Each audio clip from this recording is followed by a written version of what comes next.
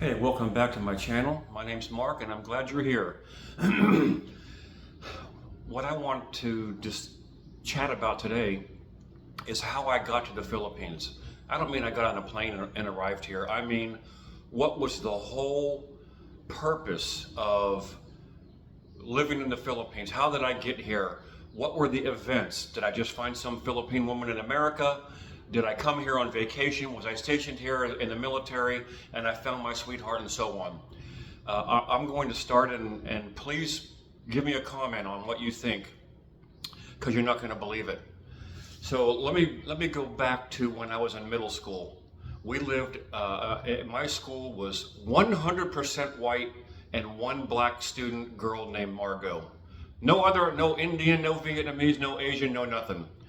And through the forest behind our house, you could walk through the woods for 5 minutes and they had a brand new library. Well, we would go to the library and, look, homework assignments and all that kind of stuff. And it was a lot of fun. If you've ever been to the library, they have a reference section. That means you can't check the book out. I remember going to the reference section in middle school, 6th or 7th grade, and I looked at the book called American Companies Operating in Foreign Countries. Okay, well, I opened it up, and how many countries are on this planet? 170?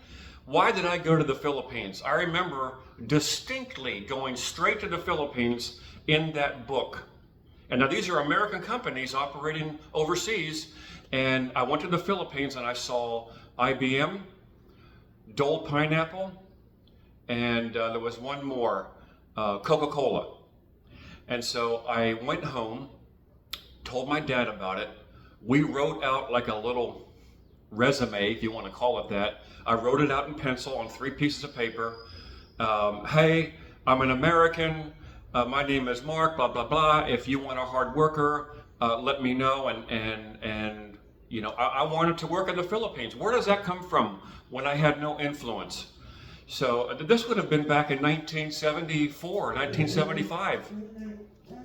So we put them in envelopes. My dad put a stamp on each one. We drove to the post office in his 1971 VW Bug, and I put them in the mailbox. No, I never heard anything back. But where did that come from? All right, so let's fast forward now to the Marine Corps. I'm in the Marine Corps, and 2 sets of orders are presented to me. One set of orders was to a Mediterranean float. So you would get on a big boat, you went to the Mediterranean. I think it was 9 or 10 ports of entry. So that means you got to go party in the bars at 9 or 10 different countries: Greece, Spain, Israel, Morocco, all of them. And of course, all the girls in those bars. The other set of orders was to the Far East, Okinawa. And then from there, you were going to do something in Yokohama, Japan, and then go back to Okinawa, and then on to Korea, Team Spirit 84, and then back to Okinawa, and then back home. And I was kind of sad because the #1 duty station that every Marine and sailor wants to go to on the entire planet is, you guessed it, the Philippines. Of course, all the hot babes. And everything is cheap, and so it's if you're a Marine and you said, yeah, I went to the Philippines, you had bragging rights, you had street cred. So we weren't going. In Okinawa, we had 6 aircraft. 3 came from the East Coast, 3 came from the West Coast. Typically, we had 21 aircraft in North Carolina at New River, and we had 6 aircraft, and then the Captain Newsom, got us all into formation in the hangar bay, and he said, I got good news and I got bad news. The good news is we're going to the Philippines. Everybody was jumping up and down, screaming, shouting.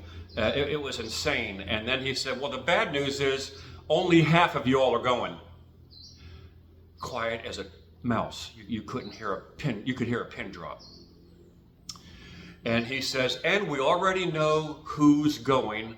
If you're not on this list, I better not hear one word. Now, he went down the list. My job was dealing with a lot of the equipment that services an aircraft. You tow it around. The bar that you attach to the aircraft to tow it around. The electrical generator to start aircraft. The forklift looking thing that loads bombs onto the aircraft. I had 10 or 11 or 12 certifications on my flight line driver's license. He went down and my name was called. Now I have a counterpart. I'm from the East Coast. My counterpart was from the West Coast. He was a sergeant.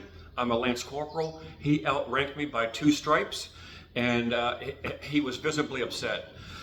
After the meeting was over, he said, let me tell you something. You went to Japan. You went to South Korea. You had fun and games. It's my turn now. I'm going to the Philippines and you're not. Now, I already knew he only had 2 credentials on his driver's license on the flight line. And, he threw the F-bomb at me about 20 times. And what he did, before I tell you what he did, I went back to Captain Newsom and I said, sir, the Sergeant so-and-so says he's going, but he's only got 2 qualifications. I have 3 times that. And he looked at me and he said, don't worry, you're going. I felt relieved. And then a couple of days later, the orders came down, and it was the sergeant going to the Philippines, not me. And it was official, it was on paper, and it was a done deal. I was devastated. I'm not going to the Philippines. I went back to Captain Newsom, and he looked at it in disbelief. And he ran. He was in his flight suit with his flight boots, and he ran to S1, which was another building maybe 100 yards away.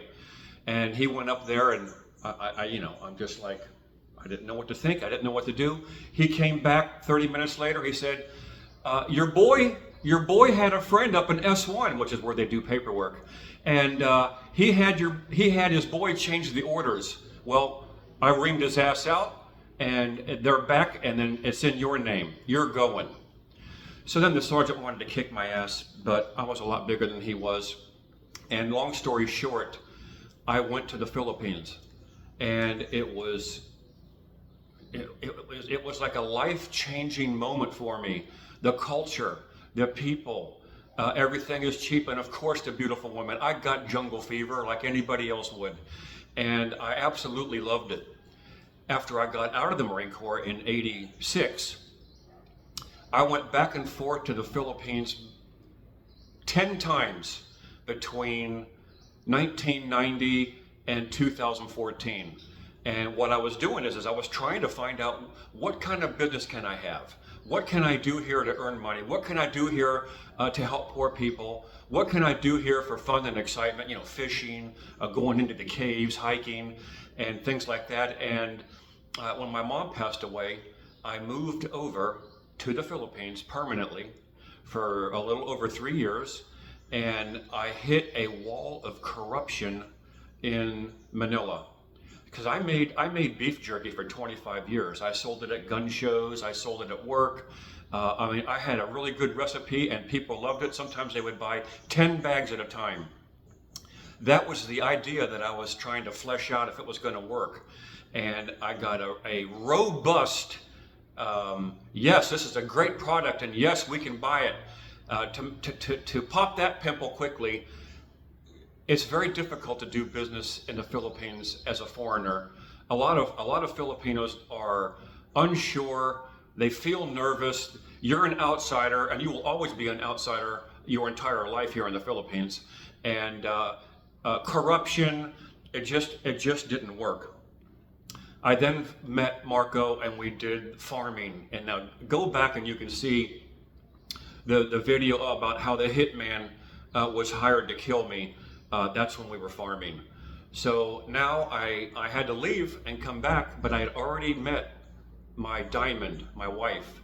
And so I came back to America. I went back to work in IT, and I was doing video twice a day with my future wife, and we did all of that. And then I went back another time to do the visit and get the proof to put her paperwork in for a 90-day fiance visa.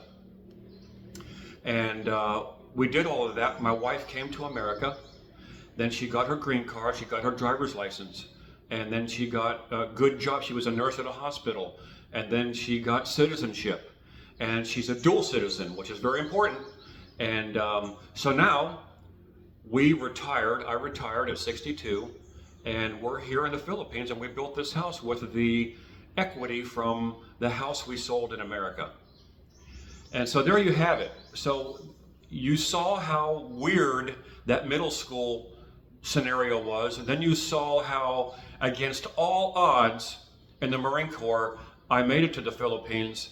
Then all those trips, the failure of business, and now there are businesses here that foreigners can do that do quite well, but I was alone. I had no support from any family members or anything like that. So here we are now, and I'm just trying to build my YouTube channel. Let me know what you think about my past experiences, and also put in the comments how you met your Filipino wife. Were you in the service? Did you go to Subic Bay or Clark? By the way, I went to Subic and Clark 3 or 4 months after Mount Pinatubo blew in '91. It was like Saudi Arabia with weeds. It was insane. But anyway, let me know, and please like, share, and subscribe, and I will chat you later. Have a great day.